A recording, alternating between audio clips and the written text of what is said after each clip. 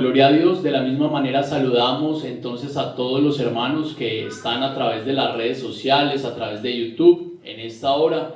Este es un espacio, como les decía, especial para nosotros, en el que vamos a resolver algunas preguntas que hay en medio de los hermanos de la iglesia y de los amigos. Y bueno, en esta noche, qué mejor que tener a nuestro pastor, el hermano Eduardo David Taborda, con nosotros, quien también estará dando respuesta a estas preguntas a la luz de la palabra y también con su conocimiento, su experiencia en este tiempo de ministerio. Entonces, bueno, bienvenido hermano Eduardo, un saludo de parte suya para la iglesia y para todos los hermanos que nos ven a través de las redes sociales. Bueno, gloria al Señor Jesús, la paz de Cristo para todos. Amén. Qué grata bendición poder estar acá y tener este espacio. Estamos siempre acostumbrados a tener un culto, ¿cierto?, normal y una exposición magistral de la palabra, pero muchas veces quedan cuestionamientos, preguntas, inquietudes, interrogantes en la mente, en el corazón, y creo que este es un buen espacio para nosotros de pronto aprender más. Hay una diversidad de temas que tienen que ver con el cristianismo, que tienen que ver con la vida espiritual, que tienen que ver con la palabra, en fin, que podemos tratar de despejar acá, aunque yo me comprometo a responder las preguntas fáciles y Andrés nos responde las difíciles. Amén, gloria al Señor. Así que todos bienvenidos, gracias por estar allí. Bueno, gloria al nombre de Jesús, hermano Eduardo. Bueno, vamos a entrar en materia en el nombre de Jesús. Vamos a comenzar a disparar con estas preguntas. Las preguntas que tenemos aquí son preguntas que, bueno, son anónimas. Las vamos a tratar de esa manera en esta noche, pero la idea es que todos podamos construirnos a través de estas preguntas. Y bueno, la primera pregunta que tenemos por aquí es la siguiente: ¿es difícil servir a Dios en mi adolescencia? No. Servir a Dios siempre será un honor, siempre será una bendición, siempre será una honra que Dios nos da a nosotros. Lo que pasa es que cuando uno tiene la mirada puesta, no importa la edad, la mirada puesta en las cosas de Dios, pero también las tiene en las cosas del mundo, en cualquier edad y en cualquier etapa de la vida espiritual, pues se hará difícil, ¿cierto? Pero cuando uno se dispone a servir al Señor, no importa la edad. La Biblia dice que Josías tenía 8 años y ya era rey en Israel. Y dice la Biblia que a la edad de 14 años ya invocaba el nombre del Señor. Y su mejor amigo era el profeta Jeremías. Amén, gloria al Señor Jesús. No importa la edad, muchas personas comenzaron a servir al Señor desde una edad muy temprana. Conozco personas que se hicieron bautizar de 10, 12 años y a los 13 o los 14 años ya estaban predicando, y hoy en día se han mantenido en la iglesia, y algunos de ellos son tremendos predicadores, tremendos pastores. Amén. Entonces no importa la edad, lo que importa es la convicción que la persona tenga del evangelio, que tenga de la vida cristiana, que tenga de su relación con Dios. Es más, te puedo asegurar que un adolescente puede llegar a tener una convicción más profunda de la verdad y de Dios que una persona adulta, porque quizás el adolescente puede estar enredado en menos cosas, tiene menos prejuicios, tiene menos cosas a que aferrarse, y puede dedicarle su vida al Señor ampliamente, a servirle a Él para honra y gloria de su nombre. Amén, gloria a Dios. Yo creo que, bueno, aquí tenemos varios adolescentes, y seguramente a través de las diferentes redes sociales también hay adolescentes que están. Y Juan dijo: os escribo a vosotros jóvenes porque sois que débiles, no porque sois fuertes. Amén, porque eso ya habéis vencido al maligno. Gloria al Señor. Gloria a Dios, gracias por esa oportuna respuesta, pastor. Bueno, y seguimos por aquí. ¿Qué es la espiritualidad cristiana? Bueno, a veces pensamos que ser espiritual es como levitar y caminar en el aire, y cierto, y estar fuera del mundo y todas esas cosas. Realmente la espiritualidad tiene que ver es con la manera de pensar. Estaba pensando por aquí precisamente ahorita que estaba leyendo esa pregunta, cómo Pablo le escribe a los filipenses. Quiero tomar estos textos porque yo siempre he creído que la espiritualidad tiene mucho que ver con estos versículos. Filipenses 4, a partir del verso 8, que dice: por lo demás, hermanos, todo lo que es verdadero, todo lo honesto, todo lo justo, todo lo puro, todo lo amable, todo lo que es de buen nombre, si hay virtud alguna, si algo digno de alabanza, en esto pensar. Amén. Creo que ese texto tiene mucho que ver con el ser espiritual. Sin embargo, nosotros somos espirituales es cuando conocemos a Dios, cuando nos hacemos hijos de Dios, cuando nos hacemos cristianos. ¿Por qué? Porque Dios es espíritu y uno debe adorarle en espíritu y debe adorarle en verdad, o sea, de una manera sincera, de una manera transparente. La Biblia dice que en los íntegros es hermosa la alabanza. Amén, gloria al nombre del Señor Jesús. Ser espiritual no es tan difícil, es tener la mirada puesta en Jesucristo. La Biblia dice: puestos los ojos en el autor y consumador de la fe. Y vuelvo y digo, no importa la edad, cualquier persona que cree en Jesucristo y de verdad conoce su palabra, la Biblia dice: ¿con qué limpiará el joven su camino? Con guardar su palabra. Y dice también: en mi corazón he guardado tus dichos para no pecar contra ti. Entonces la espiritualidad tiene que ver con la manera de pensar, pero tiene que ver también con el concepto que nosotros tenemos de Dios, o sea, el temor de Dios. La Biblia dice que el temor de Dios es apartarse del mal. Amén, gloria al nombre del Señor Jesús. Entonces somos espirituales en la medida que nos apartamos de lo malo, que vamos dejando lo malo, que aprendemos la palabra y que transformamos nuestra manera de pensar a la manera de pensar que la palabra de Dios nos está diciendo que debemos de tener. Por eso dice el apóstol Pablo: en esto pensar. Gracias, más.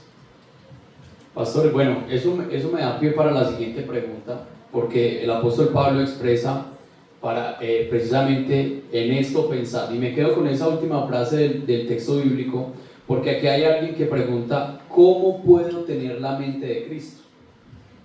Entonces quisiera enlazar de una vez esa pregunta y hacérsela a usted. De pronto para los jóvenes muchas veces se hace complejo vivir de una manera íntegra ante los ojos de Dios, y creo que uno de los fundamentos para ello es tener la mente de Cristo. La invitación más bien que hace la palabra es a tener la mente de Cristo. ¿Cómo podemos tener la mente de Cristo, pastor?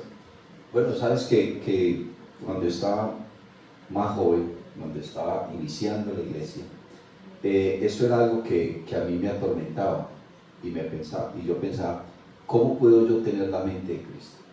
Cuando la mente de Cristo es insondable, ¿cierto? ¿Quién puede entender el pensamiento de Dios? ¿Quién puede conocer el Espíritu de Dios? Y no el Espíritu de Dios que está en él, dice la palabra de Dios, porque el pensamiento de Dios es insondable. Dice el Señor: mis pensamientos son más altos que vuestros pensamientos y mis caminos más que vuestros caminos. Entonces me puse a la tarea de analizar realmente qué significa el texto, qué quiere decir el texto, que siempre he comprendido y entendido que una cosa es lo que la Biblia dice y otra cosa es lo que quiere decir. Y ahí es donde muchas personas se equivocan con la palabra de Dios. ¿A qué se refiere con tener la mente de Cristo? Amén. ¿A qué se refiere con el hecho de tener la mente de Cristo? Por ejemplo, la Biblia dice que David era conforme al corazón de Dios. No quiere decir que David tenía el corazón igual al corazón de Dios, porque entonces sería otro Dios. Que Dios no espera en ningún momento que nosotros seamos iguales a Él. Eso es imposible, ni lo lograremos ni en esta vida ni en ninguna otra, porque Dios es Dios. Amén. Sino que Dios sabía que el corazón de David era como Dios quería que el corazón de David fuera. No sé si me hago entender. Amén. Tener la mente de Cristo es tener una forma de pensar como Dios quiere que nosotros pensemos. No que tengamos una mente así, ¿cierto? Como la de Él, que es inescrutable, que es ilimitada, que es infinita. Sino que nosotros realmente pensemos, ¿con qué? Con justicia, con misericordia, con verdad. ¿Qué pide de ti, oh Dios? ¿Qué pide de ti, oh hombre? ¿Cierto? Dice la Biblia que hagas misericordia, que hables la verdad, que practiques la justicia. Amén. ¿Cuál es la justicia? La justicia es la justicia de Dios, el Evangelio. La verdad es Cristo, es su palabra. Amén, amén. Hacer misericordia. Creo que la misericordia es uno de los fundamentos del amor. Amén. Entonces, tener la mente de Cristo es tener el conocimiento de la palabra, es ser espiritual y es tener una vida como Dios quiere que nosotros la tengamos. Eso es tener la mente de Cristo.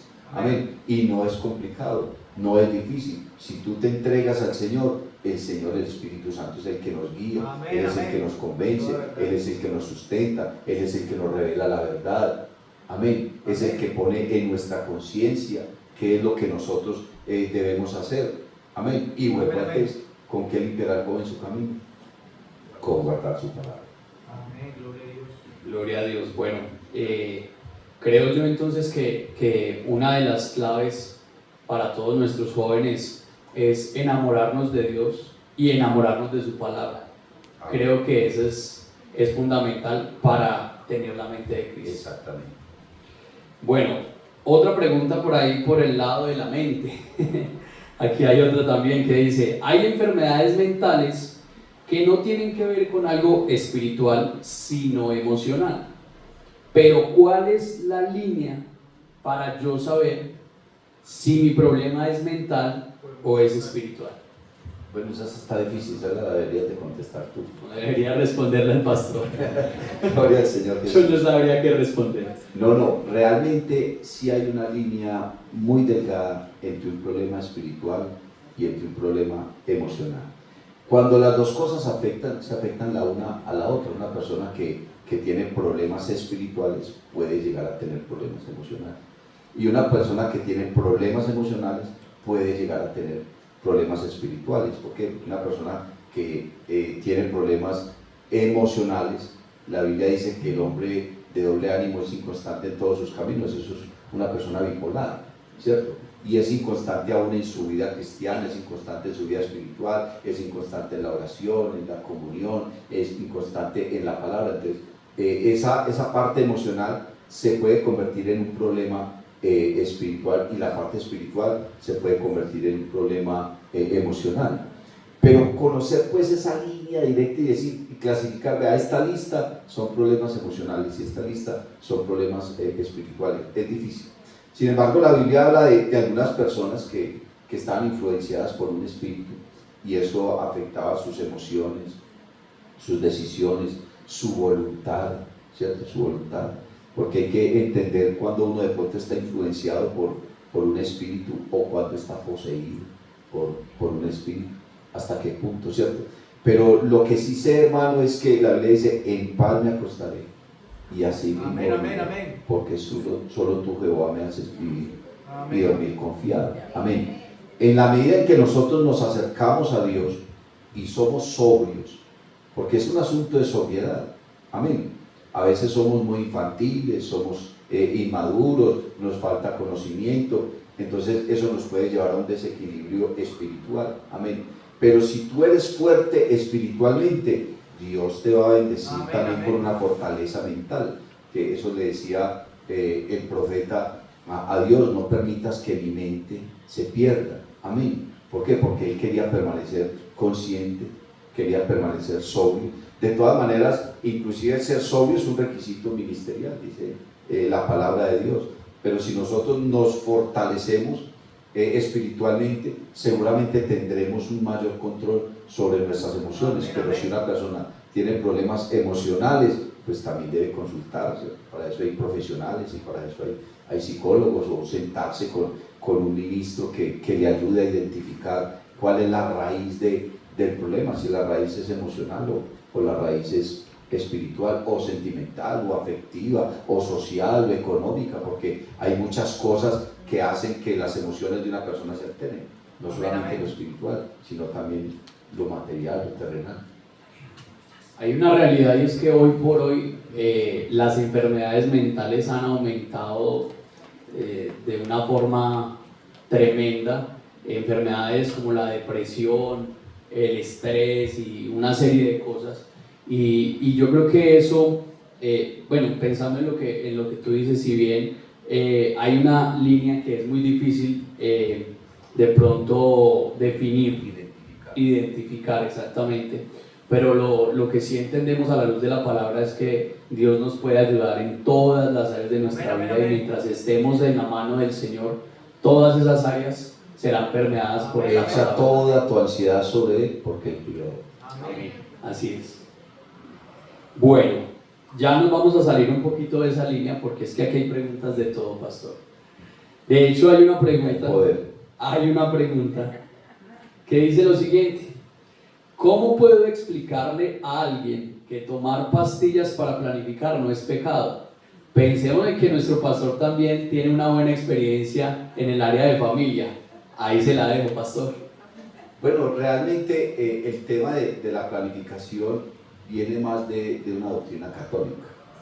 El católico siempre pensó toda la vida que planificar era pecado, porque Dios había dado la orden de que debíamos llenar la tierra, pero es que el asunto es que la tierra ya está llena. Sí, el asunto es que la tierra ya está llena, ¿cierto?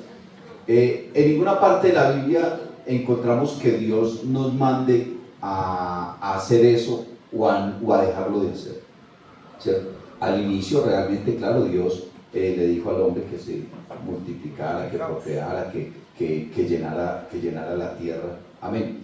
Y en el libro de los Salmos, en la cultura judía, era una bendición tener muchos hijos. De hecho, aún en nuestra cultura, 50, 80 o 100 años atrás, eso era una bendición. Yo conozco familias de 20, 25 hijos, ¿cierto?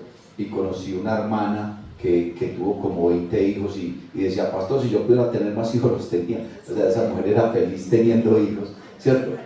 Pero tampoco la Biblia en ninguna parte nos está diciendo a nosotros que dejar de tenerlos o tomar la decisión de no tenerlos, que sea pecado u ofensivo contra Dios, ¿no?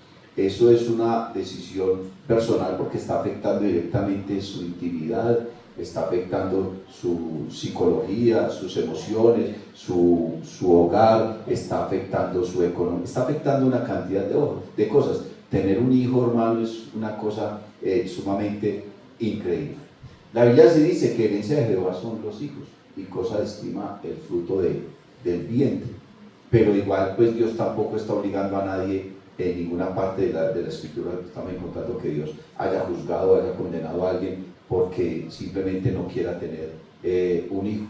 Creo que los métodos de planificación están ayudando. El mundo está en una superpoblación, aunque uno sí está mirando, y escuchaba en estos días una estadística, que hay como una curva, ¿cierto?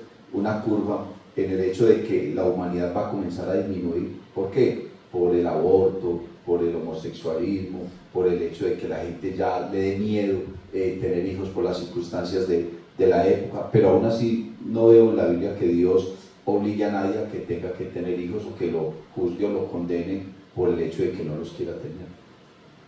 Amén, amén. Amén. Bueno, creo que esa pregunta quedó completamente resuelta. O más complicada. No, igual yo creo que hoy por hoy lo que usted dice, pastor, es muy cierto. Uno se pone a pensar, bueno, tener un hijo en esta época, cómo está todo en general, uno lo piensa. En mi caso, digamos que uno lo piensa. Sin embargo, creo que si Dios nos da la bendición de tener hijos, son hijos para el reino de los cielos. Amén, amén, amén. Lo que pasa es que depende cómo tú enfoques tu vida. Depende de lo que tú quieras en tu vida. Si tú quieres superarte de una manera laboral, de una manera intelectual, de una manera económica, entonces es más fácil tomar la decisión de no tener hijos, porque no tienes cosas en que distraerte y te puedes dedicar a esas cosas, ¿cierto?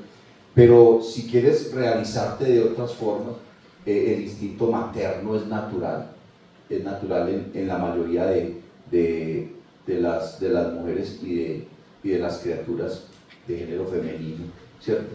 Aún en los animales es de forma natural. Entonces, tener un hijo es un desafío, y ese desafío te demanda a renunciar a muchas cosas. Yo he conocido mujeres profesionales, inteligentes, con una vida laboral o secular, con una proyección increíble, pero decidieron convertirse en madres y renunciaron a todo eso. ¿Por qué? Porque les llenaba y les satisfacía mucho más el tener un hijo, ¿sí o no? Pero te digo, depende el enfoque de la persona y lo que la persona quiera, ¿cierto? Amén, amén. Aunque de todas maneras, hermano, la teoría de la evolución dice que todos están en constitución de cambio. Hoy puedes decir que no quieres y puedes tenerlo, pero no quieres.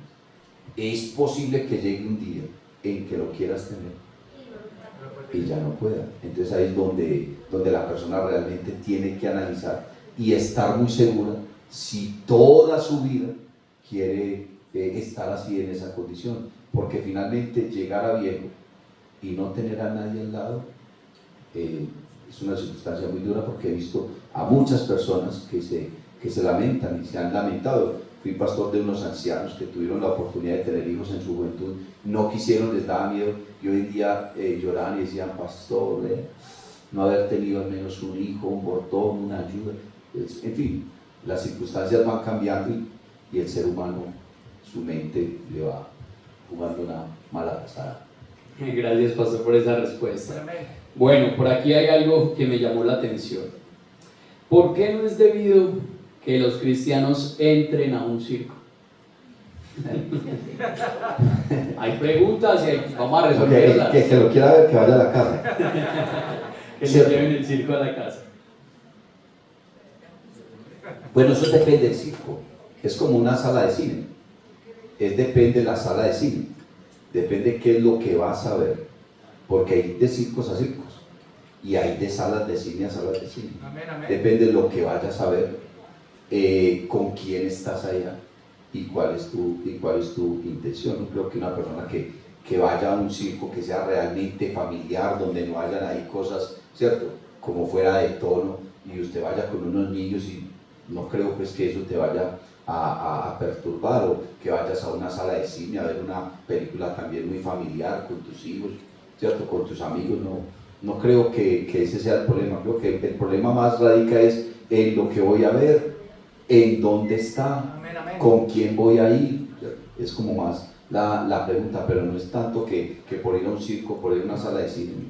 Hace años sí, lo ponían en disciplina y lo juzgaban porque fue una sala de cine y una película, pero creo que hemos madurado en ese sentido. ¿Y cuál es la diferencia de ver una película en tu casa que ir a una sala de cine a verla? Pues es la misma cosa, ¿cierto? Entonces, no, o ver una presentación o una función de un circo por televisión que ir a verla personalmente, como el que va al estadio. ¿Cuál es la diferencia de ver el partido ahí en la casa? Bueno, si va al estadio se arriesga que le peguen una pedrada. Sí, de hecho yo soy de la época de la disciplina por ir al cine o algo así, y creo más que radica en la intención que hay en el corazón cuando una persona, es decir, hay personas que usan esos espacios para ir a hacer cosas que no corresponden. Creo que va más ahí el tema. Pastor, ¿por qué se dice que los celos son malos, pero la Biblia dice que Dios es celoso? Bueno, hay que hacer una diferencia en que lo que Dios siente no son celos, sino celo. Una cosa es el celo y otra cosa son los celos, ¿cierto? Porque los celos, hermano, en alguna manera son una desconfianza y también son una autoestima baja, ¿cierto? Cuando uno cree que otra persona le puede quitar lo que tiene o poseer, lo que es de uno, y que se lo pueden arrebatar, eso se puede convertir en celos. La Biblia sí dice que los celos son pecados, hacer morir pueblo terrenal en vosotros, iras, contiendas, pleitos, celos, herejías, ¿cierto? Pero lo de Dios es un celo, dice: el celo de tu casa me consume. Dios sí nos anhela celosamente, pero el celo de Dios no va tanto porque Él tenga miedo de que le van a quitar, no, que Dios conoce todas las cosas. Eso sucede en nosotros porque nosotros sí tenemos una mente totalmente limitada y no sabemos lo que va a pasar, pero Dios conoce todo. Pero hay que hacer una diferencia en el celo de Dios y en los celos que una persona pueda llegar a sentir. Son desconfianza, son miedo, puede ser orgullo, puede ser vanidad. Los celos se dan por muchas circunstancias. Bueno, yo aprovecho entonces la oportunidad para decirles a los hermanos que están aquí con nosotros, quienes deseen hacer la pregunta, váyanla pensando Ya en un momento vamos a abrir aquí un espacio para que podamos preguntar aquí, porque ya vamos avanzando pues con estas preguntas. ¿Cómo les ha parecido este espacio? ¿Cómo se siente? Creo que en muchas ocasiones nos hace falta despejar ciertas dudas, ¿cierto? Y aquí hay más dudas, pastor. Aquí hay una duda que dice: ¿qué es la santidad externa y qué la santidad interna? No, es que es lo mismo. El que es santo por dentro y por fuera. El que es santo refleja su santidad en cualquier circunstancia, en su parte interior y en su parte exterior. De hecho, la parte exterior de alguna manera refleja esa santidad. Los sacerdotes en el Antiguo Testamento tenían que usar una mitra con una inscripción en oro que decía santidad de Jehová. Entonces la gente sabía que era santo, no importa que tuviera cara de malo, ¿cierto? Pero si ahí decía santidad de Jehová, entonces lo veneraban y lo respetaban. Hoy en día no, hoy en día inclusive uno puede mirar el rostro de una persona y ese rostro refleja una cantidad de cosas. Usted aprende a discernir. La Biblia dice que tenemos discernimiento de espíritus, tratar de discernir la intención de una persona, no el pensamiento, porque el único que conoce el pensamiento de los hombres es Dios. Pero uno sí puede tratar de discernir la intención de una persona. A veces hay personas que se sientan a hablar con el pastor, necesito hablar con usted, y desde que comienzan a hablar ya uno más o menos sabe qué le van a decir, o qué es lo que están buscando, o qué es lo que quieren.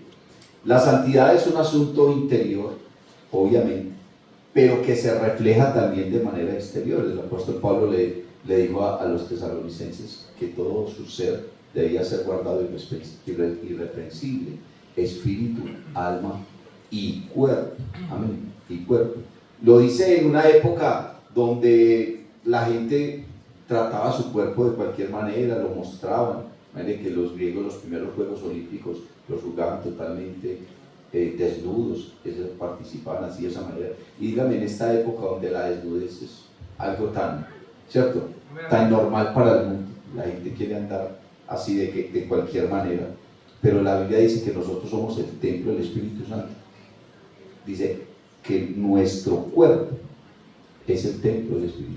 ¿O no sabéis que vosotros sois el templo del Espíritu Santo? Y el Espíritu Santo mora en vosotros. Amén.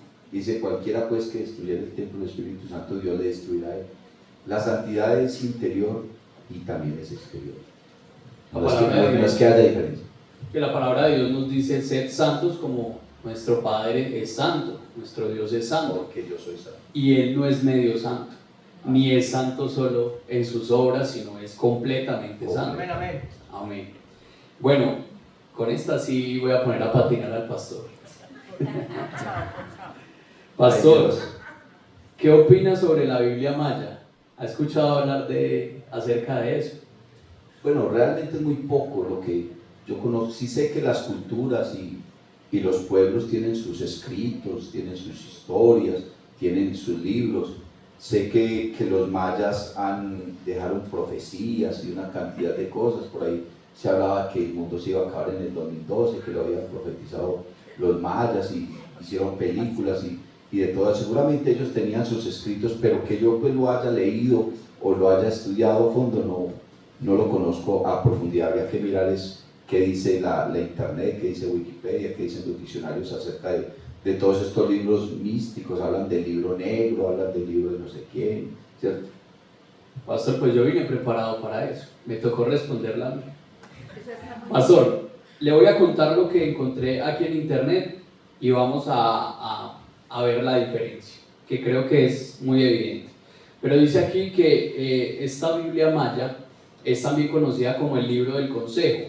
Para la cultura maya es un libro sagrado, fue un libro sagrado, y dice que es un completo compendio de aspectos de gran importancia para esa cultura, como la religión, la astrología, la mitología, las costumbres, la historia, las leyendas que relatan el origen del mundo. Entonces, culturalmente, los mayas, a través de estos escritos, querían dar cuenta, o más bien explicar acerca del origen del mundo. Sin embargo, creo que nosotros tenemos la palabra de Dios que nos habla del origen del mundo, y no solo de eso, sino de quien creó el mundo, Amén, el amén. universo y todo lo que hay. Amén, amén. Entonces, usted lo acaba de decir, cada cultura seguramente tiene sus propios libros, su propia literatura. Sin embargo, nosotros como el pueblo de Dios tenemos la palabra de Dios. Pero aunque tenemos la palabra de Dios, sí es un error de parte nuestra no tener un conocimiento más general de todo ese tipo de cosas. La Biblia dice, escudriñadlo todo, Amén. retener lo bueno y desechar lo malo. Sí debería ser una obligación nuestra y sobre todo los que estamos enseñando la palabra constantemente.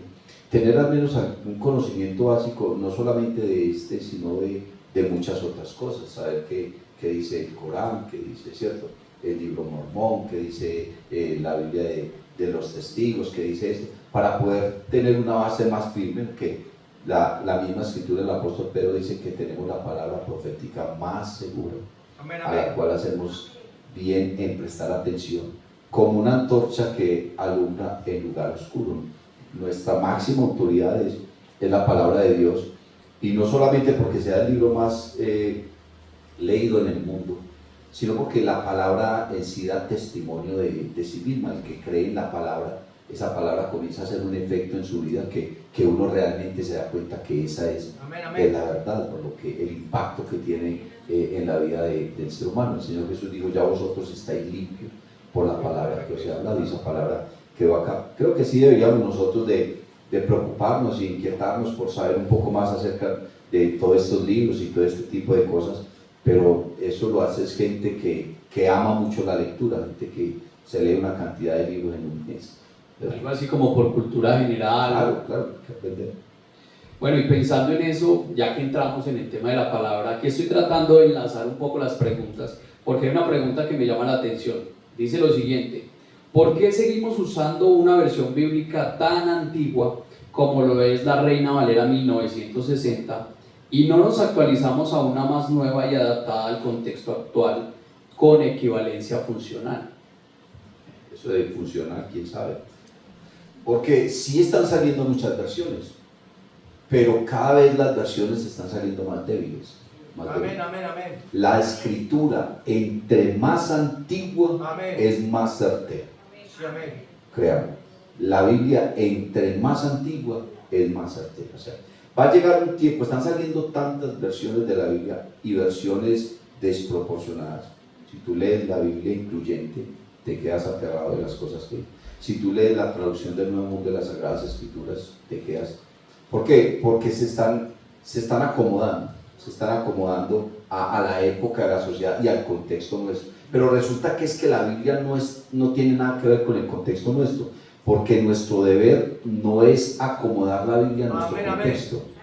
Nuestro deber es acomodar nuestra vida al contexto Amén, amén. bíblico.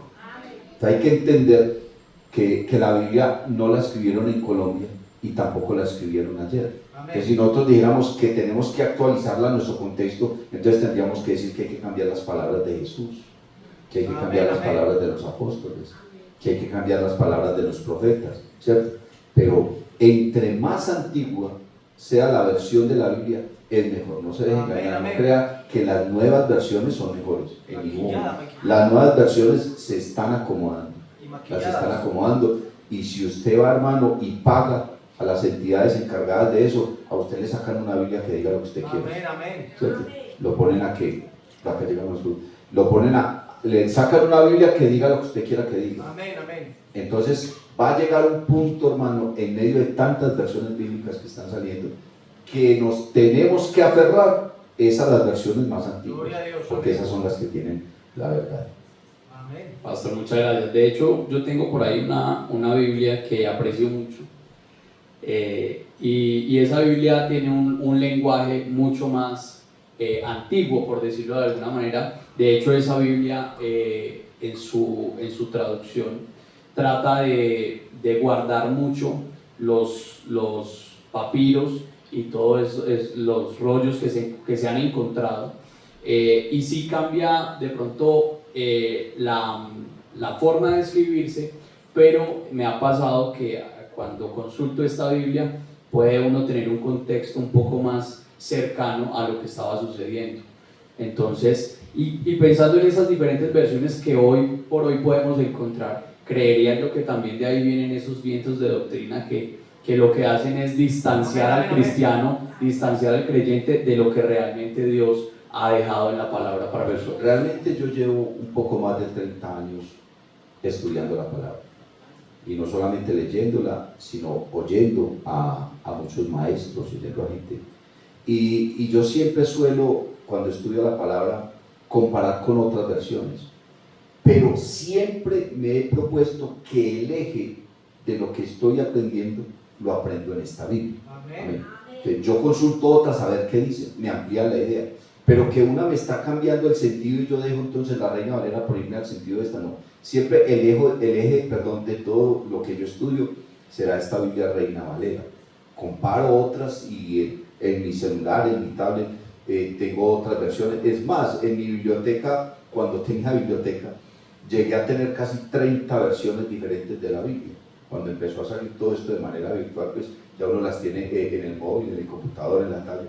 Y siempre me ha gustado comparar otras versiones de la Biblia, pero finalmente me voy al eje de lo que es esta Biblia, porque es una Biblia muy fidedigna, aun cuando fue traducida por personas que no eran unicistas.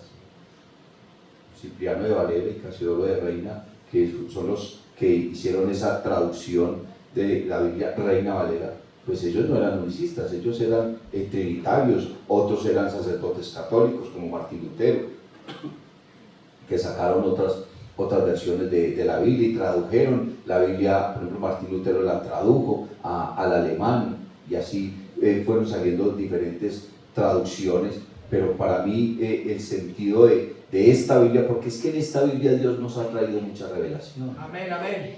Y Dios ha respaldado lo que esta palabra está allí escrita y cómo ha transformado la vida de tantas personas a través de la predicación en esta versión de la Biblia. Para mí esta versión, pues yo me casé con ella, ella y siempre consulto otras, pero el eje de todo mi estudio y lo que he aprendido está en la Reina Valera. Bueno, yo no sé cómo están los hermanos, cómo se sienten los hermanos en este espacio. Yo estoy aquí feliz, hermano. Amén, amén, amén. Estoy tratando de guardar todo lo que estamos aprendiendo. Y quiero avanzar un poco con las preguntas, sin embargo, decirle a los hermanos, aquí ya me llegaron varias preguntas. Así que usted verá, pastor. Y si alguien de pronto quiere aportar o quiere hacer alguna pregunta aquí, por favor nos lo deja saber. Y vamos a seguir avanzando. Quiero que podamos avanzar en las diferentes preguntas que tenemos por aquí. Así que, bueno, la siguiente. Cuando se le falla a Dios, ¿cómo saber que Él ya lo perdonó? Pero aún así la persona sigue sintiéndose mal de haber fallado a Dios. ¿Cómo saber que ya Dios nos ha perdonado cuando le hemos fallado? Bueno, siempre he predicado, no sé si ustedes ya lo han escuchado, siempre he predicado que hay 3 clases de perdón, ¿cierto? Y en ese orden de ideas, cada una de ellas cada vez es más difícil. El perdón más fácil de conseguir es el perdón de Dios. Tú simplemente te arrodillas y si eres sincero con Dios y confiesas tu pecado, entonces Dios te perdona. Amén, amén. La Biblia dice que el que confiesa su pecado alcanza misericordia, pero el que lo oculta en él perece. Tú confiesas tu pecado y te acercas a Dios, Dios te perdona inmediatamente. ¿Por qué no sentimos ese perdón? Bueno, viene el segundo perdón, que es conseguir el perdón de otro ser humano. Tú ofendes a una persona, es más difícil que otra persona te perdone que el hecho de que Dios te perdone. Amén. Usted le pide perdón a una persona y es posible que te diga, sí, tranquilo, no hay problema, pero eso le queda patinando a la persona ahí y la persona sigue incómoda porque realmente no perdonó, entonces tú no sientes que esa persona te perdonó. Pero es posible que alguien te perdone. Hemos cometido muchos errores, sobre todo a nivel familiar. Creo que mi familia me ha perdonado, pues pienso yo, tantos errores y tantas equivocaciones, ¿cierto? Pero por lo menos sí nos han hecho sentir que sí nos perdonaron porque seguimos viviendo en comunión y nos amamos. Pero el perdón más difícil es perdonarse uno mismo. Entonces la persona peca contra Dios y se siente indigna. La Biblia dice, aunque te laves con lejía y acumules jabón sobre tu cabeza, no podrás quitar la culpa de tu pecado. Y David le dice al Señor, porque mi pecado está siempre delante de mí. ¿Por qué dijo David eso? No porque estuviera alguien reflejándole el pecado, es que usted hizo esto todo el tiempo, no, es porque él todos los días se acordaba de lo malo que hizo. Amén, amén. Entonces, perdonarse uno mismo, entonces, la persona se siente mal, no porque Dios no lo haya perdonado, es porque uno mismo no se ha perdonado. Entonces, si tú le pides perdón a Dios, debes procurar perdonarte también a ti mismo. Amén, amén. Porque si no, eso se vuelve una culpa y se vuelve una amargura, se vuelve una frustración, se vuelve una angustia, se vuelve una carga, al punto que te sientes sucio, te sientes indigno, ya no eres capaz de orar, ni siquiera quieres volver al culto, crees que todo el mundo te está mirando mal, que tal persona te miró feo, que el pastor te las echó todas desde el altar. Entonces la gente comienza a formarse toda esa serie de pensamientos. ¿Por qué? Es porque se siente indigno, se siente mal, porque no se ha perdonado a sí mismo. Entonces no es que Dios no lo haya perdonado, es uno mismo el que no se ha podido Amén, perdonar. amén. Tremendo eso, pastor. Amén. Pastor, si la vida cristiana, bueno, voy a cambiar un poco las palabras por temas de redacción, pero si la vida cristiana se dice ser tan fácil, ¿por qué se siente tan difícil de llevar como hoy? El Señor Jesucristo ni siquiera lo dijo Pablo ni nadie, lo dijo el Señor. Mi yugo es fácil y ligera mi carga. Y ligera mi carga. Pero, sin embargo, hay una cruz. Si alguno, ¿cierto? ¿Qué dice la Biblia? Si alguno, ¿cierto? El que quiera, al que le plazca, si alguno quiere ir en pos de mí, lo primero que tiene que hacer es negarse a sí mismo, tomar su cruz y luego pagar el precio de lo que significa seguir a Cristo. Ahora, entre más cerca estamos de Dios, más fácil es llevar eso. Más fácil es llevar eso. Pero si yo no estoy cerca de Dios, hermano, la vida cristiana se hace pesada. Claro, es que agradar a Dios y agradar al mundo es difícil. Amén, amén. Por eso la Biblia siempre nos está advirtiendo: no améis el mundo, ni las cosas que están en el mundo. El mundo y sus placeres pasan, mas el que hace la voluntad de Dios permanece para siempre. ¿Qué hacía el apóstol Pablo frente a esa situación?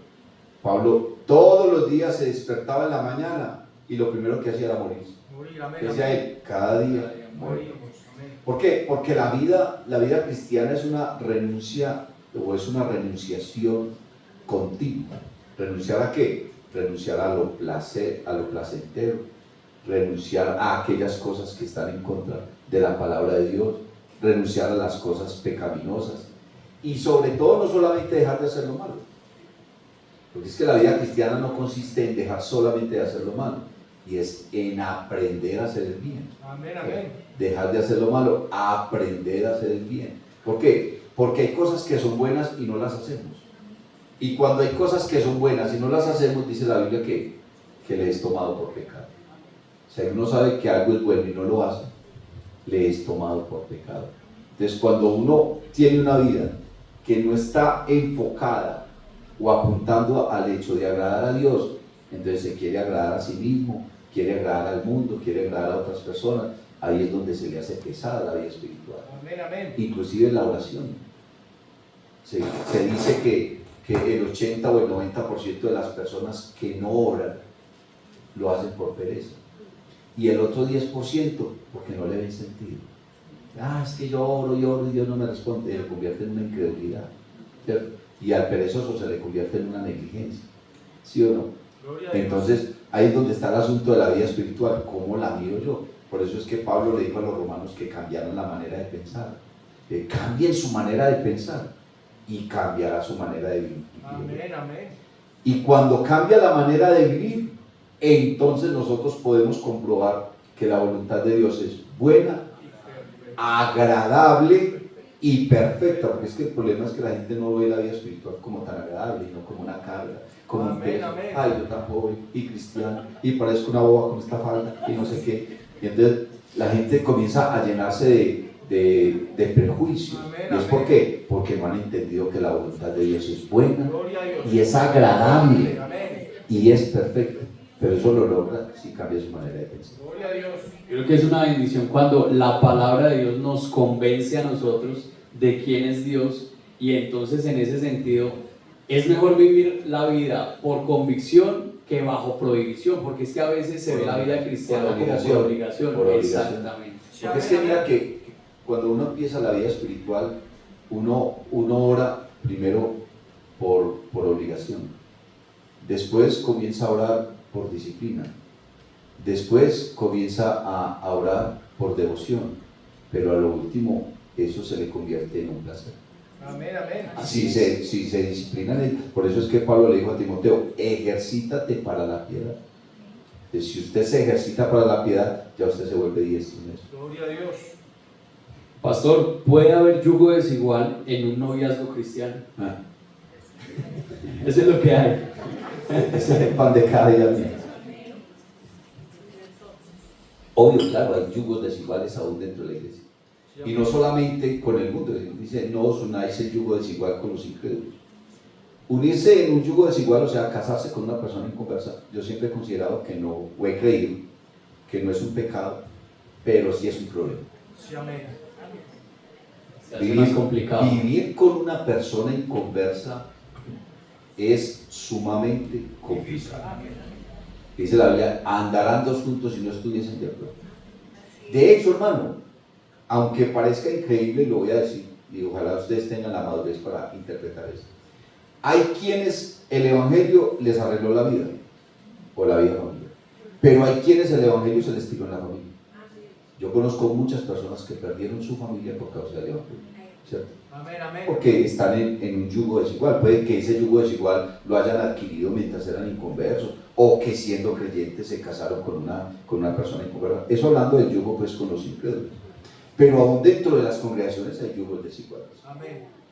No quiero pues estratificar ni que nadie se vaya a sentir mal, pero le presento un panorama.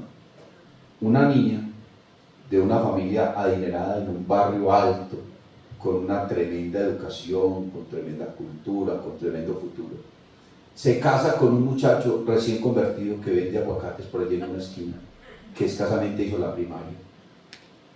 Eso tiene nombre. Sí, amén, Y el amén. muchacho es cristiano y puede ser muy buen hermano. Sí, amén. Y puede ser muy buen hermano, pero hijo, eso no le va a acomodar. Como dice un amigo por ahí, eso no le gusta. Se lo cuaja. Esos hogares así no van a ser funcionales. Esos hogares así van a tener problemas, van a tener conflictos. ¿Por qué? Porque son desiguales.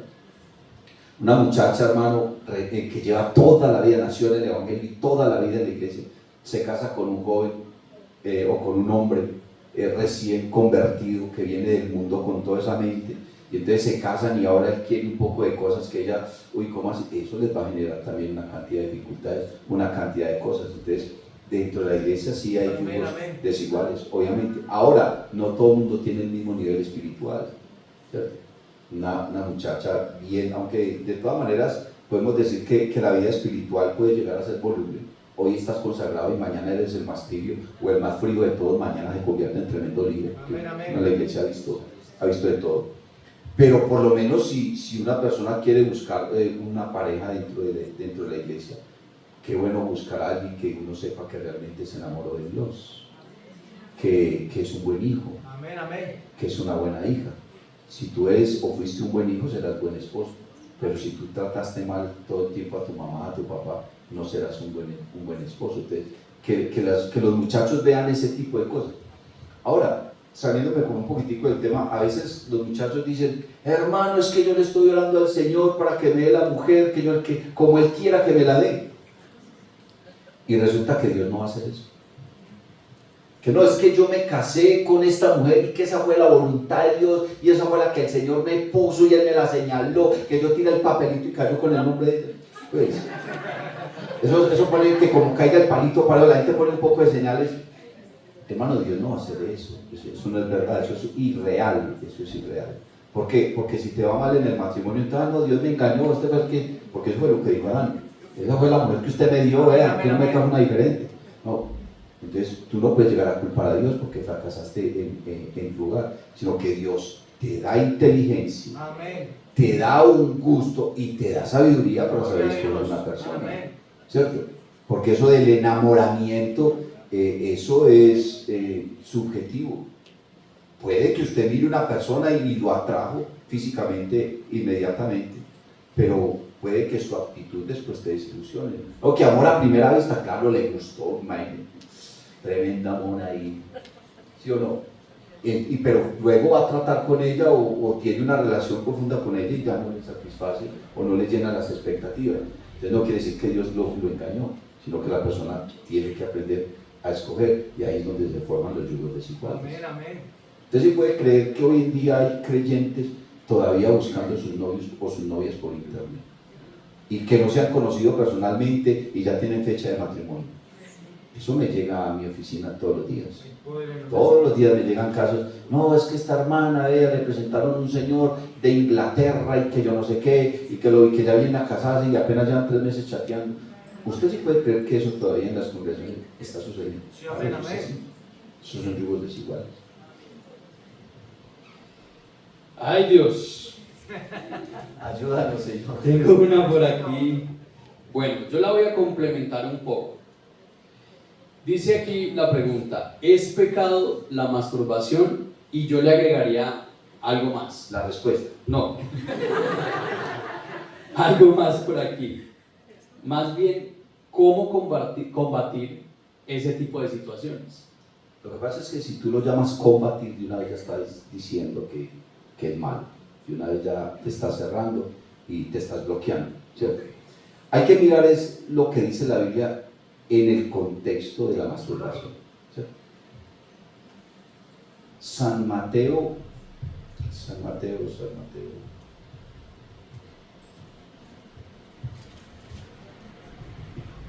San Mateo 5. San Mateo 5. El Señor Jesús está hablando en el contexto del adulterio. Y aquí hay varias cosas que tenemos que analizar. Mira lo que dice. Verso 27. Si ustedes tienen ahí la Biblia real. Dice: Jesús y el adulterio.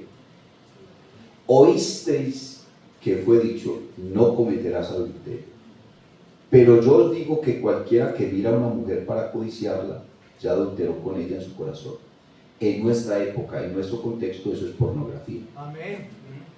Eso es pornografía. Dice, en ese mismo contexto, porque es que los textos tienen un significado de acuerdo al contexto en el que se está hablando. Por tanto, si tu ojo derecho te es ocasión de caer, sácalo y échalo de ti, pues mejor te es que se pierda uno de tus miembros y no que todo tu cuerpo sea echado al infierno. Sigue hablando de ver pornografía. Amén, amén. ¿Cierto? Ahora mira lo que dice el verso 30. Y si tu mano derecha te es ocasión de caer, no dice que se está rascando la cabeza. Y si tu mano derecha te es ocasión de caer, está hablando del contexto del adulterio y de la pornografía. Y si tu mano derecha te es ocasión de caer, córtala y échala de ti. Amén. Pues mejor te es que se pierda uno de tus miembros y no que todo tu cuerpo sea echado al infierno. Ese texto está hablando de la masturbación. Y está hablando de la masturbación en el contexto de la pornografía. La masturbación como tal, el asunto, creo que podemos decir que la mayoría de las personas alguna vez lo han hecho en su vida, ¿cierto? Pero cuando se convierte en un vicio, dice la Biblia: todas las cosas me son lícitas, pero no todas me convienen. Amén. Todas las cosas me son lícitas. ¿Y cómo termina el texto? Mas de ninguna de ellas me dejaré dominar. Me dejaré dominar, ¿cierto? Entonces lo que hay que hacer es hablar con la persona y analizar primero varias cosas. ¿Por qué lo está haciendo? Si es simplemente porque está descubriendo su cuerpo, porque entró a la etapa de la pubertad, o porque realmente tiene otra tendencia, tiene otra inclinación. Habría que preguntar también con qué frecuencia lo está haciendo, ¿cierto? ¿Con qué frecuencia? Porque eso también dice mucho, la frecuencia con que la persona lo está haciendo. ¿Por qué? Porque ya cayó en un círculo vicioso del cual no es capaz de salir, y entonces sí necesita la ayuda. Todas las cosas tienen un extremo. Otra cosa es a qué lo está llevando, porque es que no es solamente que la persona se masturbe. ¿A qué lo está llevando? Ahí está hablando el Señor en el extremo de que la persona ya se fue al hecho de la pornografía. O sea, que si no es capaz de estar mirando a una persona, no lo hace, ¿cierto? Y no solamente eso, dígame, en las personas casadas. Una persona que va y se pone a ver pornografía y se pone a masturbarse teniendo ahí a su cónyuge, entonces quiere decir que hay una deficiencia, hay una falencia, hay una insatisfacción que está destruyendo su hogar. Porque la mayoría de las parejas hoy tienen sus relaciones, pero no hablan de sexualidad, no hablan de sexo. Aunque llevan varios años casados, no saben qué fantasías tiene su cónyuge, qué quiere, qué anhela, qué le gusta, qué le disgusta, ¿cierto? No hablan de ese tipo, no hablan de ese tipo de cosas, entonces hay una inmadurez. Y si es en los muchachos, ¿hasta qué punto los está llevando eso? Porque es que el problema, hermano, es que la persona que cae en el círculo vicioso de la masturbación comienza a sentirse sucio. Usted puede ver en las redes sociales, puede escuchar psicólogos, puede escuchar el mundo diciéndole, es normal, hágalo, es normal. Pero ¿es normal hasta dónde? ¿Hasta dónde es normal? Porque la persona que lo hace tiene la tendencia a sentirse mal. Termina, y si es conocedor de la palabra, pues una persona inconversa, pues no sé qué es cierto. Pero si es una persona cristiana, no es capaz de masturbarse y arrodillarse a orar y hablar en lenguas. Yo le aseguro pues que eso no va a pasar. Seguro que no. Hasta quizás ni quiera venir al culto. ¿Por qué? Porque se siente sucio, se siente indigno, se siente manchado, ¿cierto? Porque hay una aflicción el Espíritu Santo de alguna manera le está redarguyendo. Entonces, en ambos casos, sea casado, sea soltero, la persona necesita una ayuda, porque salir de una situación de esas. Entonces, como te decía al principio, el problema no es tanto que se haya masturbado alguna vez y que por eso se vaya a condenar. El problema es cómo se le convierte eso en parte de su vida y ya su vida gira en torno de eso. Hay personas, hermano, que pueden masturbar 20, 30, 40 veces en un día porque están en una situación, hermano, ¿cierto? Hay gente que no es capaz de tener una relación con su cónyuge si no ha visto pornografía o viendo pornografía. Entonces, el asunto es a qué lo está llevando, a qué lo está llevando y cómo está manejando en su mente, porque finalmente es un problema y un asunto de la mente. La Biblia dice que no debemos satisfacer los deseos de la carne, ¿cierto? No debemos satisfacer los deseos de la carne. Y Pablo también le dice a Timoteo, huye de las pasiones juveniles. ¿Cierto? ¿De qué está hablando? Está hablando de todo ese tipo de cosas. Pues, todas las cosas me son lícitas, pero no todas me convienen. Todas las cosas me son lícitas, pero de ninguna de ellas me dejaré dominar. Existe el dominio propio, el control de un osado espíritu de cobardía, sino de poder, de amor y de dominio propio. Bueno, yo me voy a permitir complementar ahí un poquito porque en el área de la salud se ve mucho una problemática en las personas cuando van a tener sus relaciones sexuales. De hecho, la masturbación, y hay ensayos clínicos que han determinado que la masturbación, cuando ya se cae en ese círculo vicioso, genera problemas como la eyaculación precoz, problemas como la disfunción eréctil, que a largo plazo terminan afectando la vida sexual de la persona. Es decir, que una persona que tiene ese hábito, si así se le puede llamar, entonces está propensa a que cuando vaya de pronto a tener su relación sexual con su pareja, entonces ya de pronto no va a poder hacerlo de la manera que debería o poder tener la satisfacción, porque definitivamente ya ha encontrado la satisfacción en la pornografía y en toda esta práctica y no va a poder disfrutar de su vida sexual con su pareja. También he escuchado que la persona puede llegar a perder ¿cómo le dijera? Su efecto natural o su deseo natural de conquistar, porque es más fácil yo prender el computador y en 5 minutos alcanzo lo que quiero que lograr conquistar a otra persona y tener una intimidad profunda. Eso le va afectando también su forma de pensar. Entonces el asunto es cómo su vida gira en torno de ello. Listo, vamos a avanzar, el tiempo ha pasado, pero por aquí tenemos otra pregunta. ¿Cómo guardarme para Dios en integridad? ¿Con qué limpiará el joven su camino? Con guardar su palabra.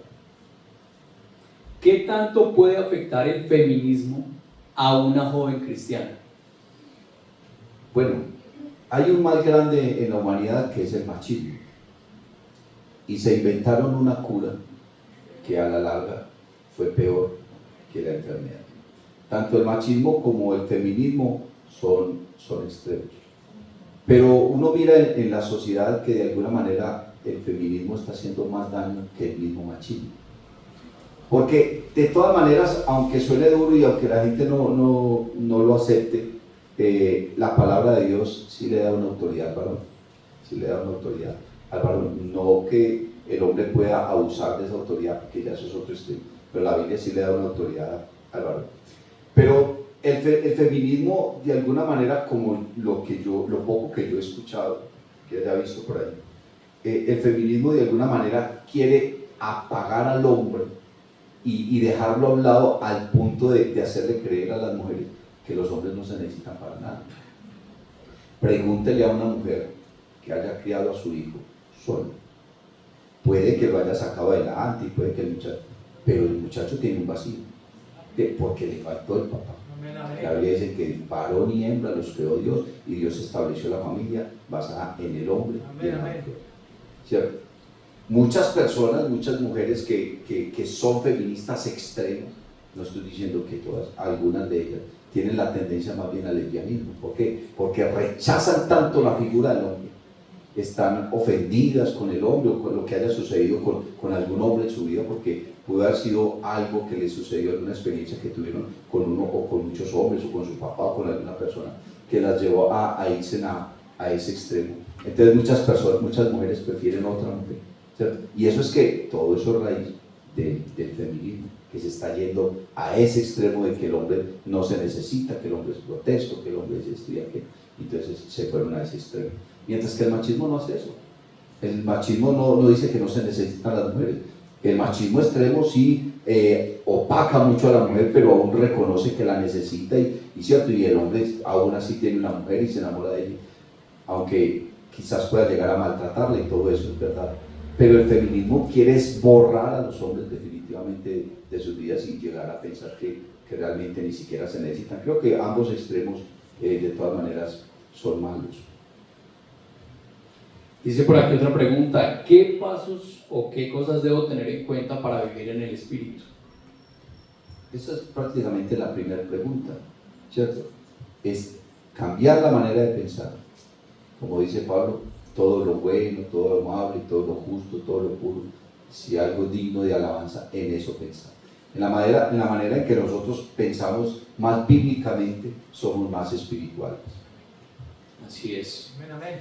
Dice por aquí alguien: hay cadenas espirituales de las cuales no puedo salir solo. ¿Necesito ayuda de los líderes para salir de ellas? Obvio, claro. Necesita quien le ayude a orar, necesita quien lo aconseje, necesita quien lo guíe, claro, obviamente, para eso están todos los líderes en la iglesia, para apoyar a las personas que están pasando por esas situaciones. Por eso Dios instituyó a unos como pastores, a otros como apóstoles, a otros como profetas. ¿Por qué? Porque se necesitan todos esos líderes que nos enseñen la palabra, que oren por nosotros, que nos aconsejen, que sean ejemplo, ¿cierto? Que sean ejemplo, porque Pablo finalmente dice: lo que oísteis y visteis y aprendisteis de mí, esto haced, y el Dios de paz estará con vosotros. Amén. Amén, amén. Ese buen ejemplo también significa mucho. Hoy por hoy se habla mucho del Evangelio de la Prosperidad, pastor, y por aquí preguntan: ¿qué tan dañino es el Evangelio de la Prosperidad? No, el Evangelio de la Prosperidad no es dañino. El Evangelio de la Prosperidad es una bendición y está en la Biblia, sino que el eje de la predicación del Evangelio no es la prosperidad, es la salvación, ¿cierto? Pero una persona que se entrega a Dios, ordena su vida y aprende a administrar mejor su dinero, tiene que prosperar. Y si él quiere a Dios, mucho más. Amén. Tiene que prosperar. Claro que te gastabas el dinero en la cantina, en la discoteca, en la droga, en una cantidad de cosas. Ahora no, ya ese dinero te lo estás ahorrando, ¿cierto? Y ahora es fiel a Dios y apoya la obra del Señor. Dios te puede... El Evangelio de la Prosperidad no es malo. Que hay gente que lo ha manejado mal es otra cosa, ¿cierto? Es como la política. La política no es mala, lo malo es la politiquería. Que simplemente la política es la ciencia o el arte de gobernar, ¿cierto? Pero si tú lo haces mal y haces uso de tu poder para alcanzar más poder, entonces ya eres un politiquero y estás abusando de ella. Lo mismo está sucediendo con esto. Esto depende cómo lo estés manejando. Por ahí tengo otra pregunta: ¿cómo confrontar la incredulidad? Con la fe. La única manera de confrontar la incredulidad es con la fe. Si usted está enfermo, ore al Señor que lo sane. Mire que el Señor, hablando de la fe, no tanto el dinero, sino hablando de la fe, dice, probadme ahora en esto. O sea, pruébeme a ver si yo respondo o no respondo, si yo hago o no hago, ¿cierto? Y abriré las ventanas de los cielos y derramaré bendición hasta que sobreabunde. La única manera de combatir la incredulidad es que con una vida de oración, con conocimiento de la palabra y esperando en Dios. Miren que los discípulos no fueron capaces de reprender el espíritu que estaba en el muchacho aquel que dice la Biblia, ¿cierto? Y el Señor le dijo a aquel hombre, es que eso no sale sino, ese género no sale sino con oración y ayuno. No era el género del espíritu, no era la incredulidad de ellos. ¿Por qué? Porque en la medida en que uno ora y conoce la palabra y se humilla, entonces usted va viendo la mano de Dios en su vida. Y cada experiencia que uno tiene con Dios, cada obra que Dios hace en la vida de uno, eso le aumenta la fe. Amén. Pastor, ¿dónde cita la Biblia el libre albedrío? El libre albedrío. Aquí lo que entiendo por esta pregunta es que esta persona quiere tener la cita bíblica que habla acerca de él. No es que Dios se le apareció a alguien y le dijo, puedes hacer lo que quieras. No. El libre albedrío está implícito. Amén, amén. Está implícito en la palabra. Por ejemplo, Dios estaba hablando con Caín. Dios estaba hablando con Caín. Porque Caín entonces le llevó la ofrenda del fruto de la tierra al Señor, mientras que Abel ofreció y después de que terminó todo eso, entonces Dios no vio con buenos ojos lo que Caín le ofreció y el rostro de Caín decayó. Por dicho, entre otras palabras, quedó aburrido. Sí, amén, amén. Quedó aburrido y se cayó su semblante. Y el Señor le dijo, ¿por qué mudas tu semblante? ¿Por qué estás tan aburrido? ¿Cierto? Piensa bien lo que vas a hacer. Dice, el pecado está delante de ti, pero tú te enseñorearás de él. Eso es libertad. ¿Qué te enseñorearás? Tú decides si lo haces o no lo haces. Es tu decisión si lo haces o no lo haces. Mire a ver qué es lo que va a hacer. ¿Y qué salió a hacer? Se fue a matar a su hermano. Amén, amén. Desde que él invitó a su hermano a salir por allá, porque no lo mató delante del papá ni la mamá ni en la casa, él ya lo tenía premeditado en su corazón. Entonces, el libre albedrío en la palabra de Dios está implícito, es precisamente en el hecho de que Dios nos dio mandamiento. Dios le dijo a Adán y a Eva, no coman del fruto de este árbol. Pero en ningún momento se quedó, hey, pilas, no lo toques, no se quedó. Él dijo, si usted lo va a tocar, toque. Usted tiene el conocimiento de la palabra, usted es el que decide si peca o no peca. Y hoy en día el pecado está a un clic. Amén, amén. Si usted tiene el computador ahí, tiene el dedo en el clic, usted verá si le da o no. ¿Por qué? Porque usted tiene la decisión. Lo que pasa es que una cosa es el libre albedrío y otra cosa son las consecuencias de lo que hacemos. Venía yo precisamente hablando con mi esposa en estos días de que el eje de la vida de todo ser humano está basado en sus decisiones. Tú eres el resultado de tus decisiones. ¿Y por qué decides? Porque tienes libre albedrío. Pero no vas a encontrar un versículo que diga libre albedrío. No, está implícito. De acuerdo. Teniendo en cuenta la respuesta dada sobre el tema de ir a los circos o al cine, ¿qué tan malo o dañino puede ser asistir a un concierto de música cristiana no pentecostal? No, pues por lo menos yo no lo hago porque, ¿cierto? Uno es pastor y uno tiene una reputación y no porque sea malo ni nada de esas cosas, pero no queda como tan bien visto uno como debería. Pero usted va, de hecho por aquí hay alguien que dice que recibió el Espíritu Santo en un concierto trinitario, no sé, por ahí hablan. Tenemos la prueba. Sí, y las evidencias de que eso sucedió. Pero tú en tu carro vas escuchando música de todos ellos. Una música más linda que los voceros de Cristo, imagínense. Y una profundidad, pero ellos son trinitarios. Así es. O eran, pues, porque ya, ¿cierto? Entonces, hay gente que va al concierto, no creo que otra cosa es que te vayas por un concierto mundano, ¿cierto? Pero es un concierto de música cristiana. Aunque también no sé hasta qué punto nosotros estamos seleccionando bien la música que supuestamente es cristiana. Amén, amén. Yo a veces escucho música cristiana por ahí que yo digo que ni siquiera entiendo qué reverendo están diciendo en la canción. Entonces, ¿qué está diciendo ahí? No entiendo nada. Y es solamente como el ritmo ahí. Sin embargo, la mayoría de los coros que nosotros cantamos, tú eres músico, están en un compás de 4x4. Y 4x4 es que rock,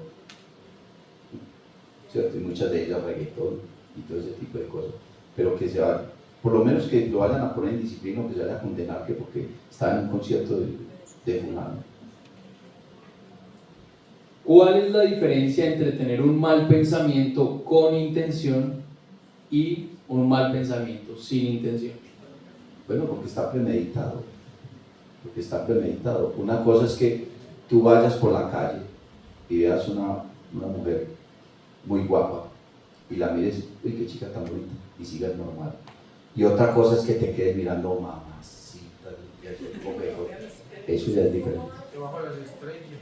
Yo me acuerdo que mi mamá me decía, la ley de la primera vista. Miraste una vez, listo, pero la segunda ya dice otra cosa. Amén, amén. Ahí es donde está la Biblia. Luego la Biblia dice, porque si pecares voluntariamente es que lo premeditaste, que lo planeaste, ¿cierto? Una cosa es que usted vaya por ahí y vio un billete y lo cogió, otra cosa es que usted diga, mamá, meterá a esa casa a robar. Está más premeditado. Tuviste ahí un momento y aunque igual estaba robando, ¿cierto? Pero sí hay algo que genera la gravedad del asunto.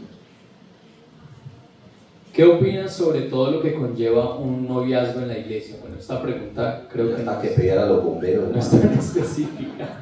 Apagafuegos. Para incendios. Gracias. No te escuché. ¿Qué opinan sobre todo lo que conlleva un noviazgo en la iglesia? Pues que casen no. Debería ser, ¿cierto? O tal vez la pregunta se refiere a la manera como están manejando el noviazgo. Creo que sería como... Sí, creo que no es tan específica la pregunta. Sí, porque una cosa es ser novios, tener un noviazgo en la iglesia, que es muy lindo, muy bonito. Y otra cosa es la manera como estás manejando. Muchas personas dicen, bueno, tomarse la mano es pecado, darse un beso es pecado. Creo que el problema no es eso. El problema es a qué te lleva. Amén, amén. Una mona bien linda, hermano. Usted llega y la toca, la ropa y la mano. ¿Usted qué siente? Ustedes están jóvenes, están enamorados. ¿Qué sienten? ¿A qué te lleva eso? Entonces ya no vas a querer solamente tomarla de la mano, ya la quieres abrazar. Si la abrazas, ya la quieres besar. Si la besas, ¿a qué te lleva una cosa a la otra y a la otra y a la otra? Entonces, entre más se guarde, ¿cierto? Se están evitando caer en una fornicación. Y cuando la pareja tiene ese tipo de relaciones antes de casarse, entonces luego se va uno como recortando las bendiciones de Dios. Yo siempre he creído que Dios perdona el pecado, pero el pecado tiene consecuencias. Y cada que uno peca, aunque Dios lo perdona, va recortando algo, vas perdiendo algo. Mientras que si tú te guardas y sabes que el mero hecho es que, hermano, usted tocar a una mujer que usted ama, con solo tocarla usted ya siente un corrientazo, está enamorado de ella, está joven, y así estén cuchos, así estén viejos, pues se siente algo. Y hasta qué punto me dejo llevar, y dónde va a terminar eso. Pastor, es que es pecado besarse. De pronto no es tanto pecado besarse, pero eso a qué te va a llevar. No te vas a quedar ahí solamente en el beso. Mucha gente se va más allá y terminan en un pecado. ¿Cómo explicarle a un católico que el matrimonio civil también es válido ante los ojos de Dios? No solamente un católico, yo diría que eso es más de evangélicos. Así es. Porque los creyentes le dicen, pastor, hasta que no tenga la bendición de Dios, entonces se casan por los civil y se quedan hasta un mes esperando, hermano, para la ceremonia cristiana. No, el matrimonio es un estado civil. El matrimonio es un estado civil. Usted tranquilamente se puede casar por lo civil y no hacer ninguna ceremonia en ningún tipo de iglesia y estás casado. Porque es que el matrimonio es más al compromiso, es un contrato, es un compromiso donde yo prometo estar solamente con esa persona, guardarme para ella. Y le dicen todas las razones, para bien, para mal, en la salud, es un compromiso. Entonces, yo puedo violar ese compromiso. No quiere decir que si yo me casé por una iglesia, estoy más bien casado que si me casé por lo civil. No, todo depende de la manera de pensar y cómo estés enfocando tu matrimonio. Muy bonito, la ceremonia, todo eso, el vestido blanco. Qué bonito hacer todo eso. Forma parte seguramente ya de nuestra cultura y de nuestro folclore, no tanto de la palabra de Dios. Porque es que Dios no mandó a ningún pastor a casar a nadie. Yo no veo al apóstol Pablo casando a nadie, ni a Pedro. El Señor fue un matrimonio, pero por allá estaba a un ladito, por allá solamente mirando. Y cuando le dijeron que se había acabado el vino, y ¿qué tengo que decir yo con eso? fue lo que le dijo a María, ¿qué tiene que ver conmigo, mujer? ¿Cierto? Porque él está, yo no lo vi casando a nadie, eso es más como herencia más bien de la religión tradicional para nosotros. La Biblia no dice que la mujer se tiene que casar de blanco, la Biblia no dice ese tipo de cosas, porque el matrimonio es más bien eso. Entonces tendríamos que decir que el matrimonio entre dos personas de una tribu, que no tienen nada que ver ni con lo civil de un país, ni con lo religioso, sino que ellos tienen sus formas, le pagan la dote al papá y ellos tienen una ceremonia y tienen sus personas, sus líderes, entonces tenemos que decir que el matrimonio no es válido. Pero mire que ellos no se fueron a vivir juntos así, ellos se reunieron, hicieron una ceremonia. ¿Por qué? Porque eso tiene que ver más con el pueblo y con lo que realmente es lo legal y lo civil dentro de su pueblo. De acuerdo. Una persona siendo estéril, ¿sería malo que esta persona alquile un vientre? Hacer una inseminación artificial. El alquiler de vientre es, digamos, en el caso en el que la mujer no puede tener el hijo y entonces tiene su relación con otra persona y esa persona se presta a cambio de dinero. Bueno, creo que Explíquenme algo. yo creo que yo te estoy comprendiendo. La manera como lo estás presentando es un adulterio, definitivamente. Sí. Pero hay personas que toman el semen de manera artificial y lo plantan en la persona sin una relación Los sexual. bancos de semen. Sí, sin una... Por eso, pero ese alquiler de vientre lo hace la propia persona, la propia mujer. Pero no a través de una relación sexual, Okay. sino un implante. Eso ya es diferente. Soy yo porque que está mal. Si la persona tiene una relación sexual simplemente porque uno de los dos es estéril, no, eso ya es un adulterio. Eso ya es otra cosa, pero la Biblia no dice nada de eso. O sea, pues yo consideraría, ¿no? Porque no lo encuentro en la Biblia. A mí me tocaría hablar como dijo el apóstol Pablo. Digo yo, no el Señor, digo yo. Sí. Porque no lo encuentro en la Biblia. Aunque en todas maneras, en la época en que escribieron la Biblia, ese tipo de cosas no sucedían. Una mujer no podía tener un hijo y lo único que podía hacer era tirarse a los pies del Señor a rogar que le diera un hijo. Porque no existían ese tipo de cosas. Pero yo me imagino que eso estaba en el pensamiento de Dios, todas esas posibilidades. Y eso ocurre, pero de ahí a que sea pecado. Si salgo de mi casa sin orar y me accidento, ¿fue Dios quien me castigó? Tome para que lleve una reprensión. Tome su accidente. ¿Tú te imaginas que Dios nos estuviera reprendiendo por todo lo que hacemos? No, ¿cuántas veces salimos sin orar? No, es que si Dios nos castigara por todo lo que hacemos, hermano, si no estaríamos muertos, estaríamos llenos de moretones todo el tiempo. No, Dios es misericordioso y Dios piensa diferente.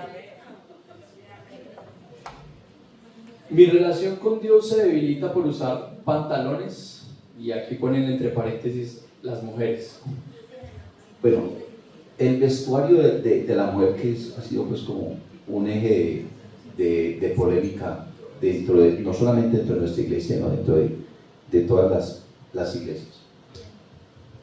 La Biblia dice que el vestido de la mujer debe ser sobrio. ¿Cuáles son las palabras que usa? Con pudor, con modestia, y ¿cuál es la otra? Y con decoro. Con modestia, con pudor y con decoro, ¿cierto? Es lo que la palabra de Dios nos está enseñando. Sin embargo, la Biblia no dice más acerca del vestido, pero la iglesia guarda un celo.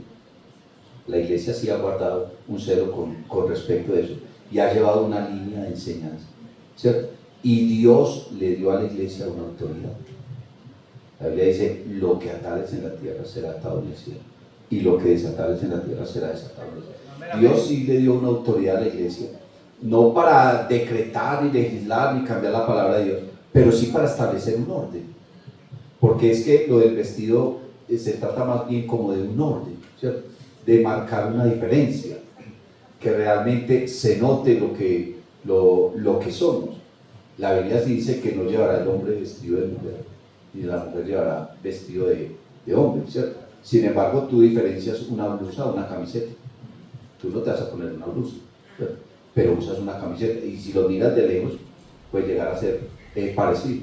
Entonces puede haber una diferencia entre un pantalón masculino a un pantalón femenino. De hecho, si tú vas a un centro comercial y vas a entrar al baño, ¿cómo sabes cuál es el de hombre y cuál es el de mujer? Amén, amén. ¿Cierto? Solamente hay una cosita que marca, es la faldita. ¿Cierto? ¿Por qué no lo pone ahí con pantalón a todos dos o con falda a todos dos? ¿Cierto? Entonces no es que la Biblia diga tanto que el vestido tiene que ser a tal para no decir que sea con pudor. El pudor es el hecho de guardar una vergüenza y que no quiero estar descubriendo mi cuerpo delante de todo el mundo y que todo el mundo vea mi cuerpo, sea hombre o sea mujer. Porque así tú seas un hombre, estar por ahí así mal vestido o casi desvestido delante de todo el mundo, eso no está bien, porque eres el templo del Espíritu Santo, ¿cierto? Lo mismo la mujer. Y hoy en día la mujer se está yendo al extremo, hermano, porque uno ve mujeres que uno dice, no, pues ¿para qué usan ropa? Ese chiquito no está haciendo, y vaya a comprarlo, vale más que un vestido que realmente le cae. Entonces ese es el asunto con el vestuario de la mujer. La iglesia sí ha guardado un celo, y hasta qué punto nosotros somos obedientes, que la Biblia dice, obedeced a vuestros pastores. Amén, amén. Y sujetaos a ellos. No quiere decir pues que usted siente que su pastor está equivocado y el que está equivocado usted se hace reventar por hacer lo que él dice, no, que la gente también tiene la capacidad de pensar, de analizar y ¿cierto? Y de tener una relación y que el Espíritu Santo le redarguya. Pero estoy hablando es como a nivel colectivo de la iglesia. La iglesia tiene un celo y hemos enseñado eso y muchas personas se han sujetado y ha sido de bendición. Y hoy día vemos muchachas jóvenes y muy bien vestidas. Amén, amén, amén. Y vemos mujeres más mayores y uno dice, no, pues esta mujer, ¿qué le pasa? Amén. Sí, le hago entender. De acuerdo, sí señor. Y pensando un poco en ese vestuario, ya estamos aquí concluyendo. Pensé que no íbamos a acabar, pero lo hemos logrado. ¿Por qué son malos los accesorios como aretas, cadenas, pulseras? Bueno, el pueblo de Israel usaba todo eso.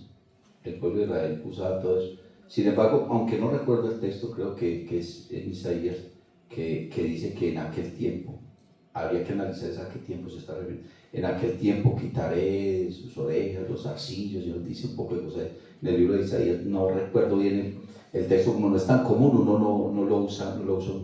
Pero sucede también lo mismo que con el vestido. La iglesia ha guardado ese celo de marcar esa diferencia, de mantenernos así como Dios nos creó, ¿sí me hago entender? Es como el que se hace un tatuaje y a los años después se arrepiente de haberse hecho y no sabe la manera de quitarse, porque se lo hizo en un momento de locura, ¿sí? Pero la Biblia también, la iglesia también ha guardado ese celo y hemos tratado de enseñar que la mujer se guarde más bien así, y el hombre, porque es que hoy en día pues, todos, hombres y mujeres, usan todo ese tipo de cosas. No tanto por la vanidad, porque si habláramos de vanidad, pues tú puedes tener un carro de 10 millones, puedes tener uno de 100, y depende de tu vanidad y tu economía y tu forma de vestir. Puedes tener un saco que lo compraste en la minorista, puedes tener un saco que lo mandaste a traer de Francia.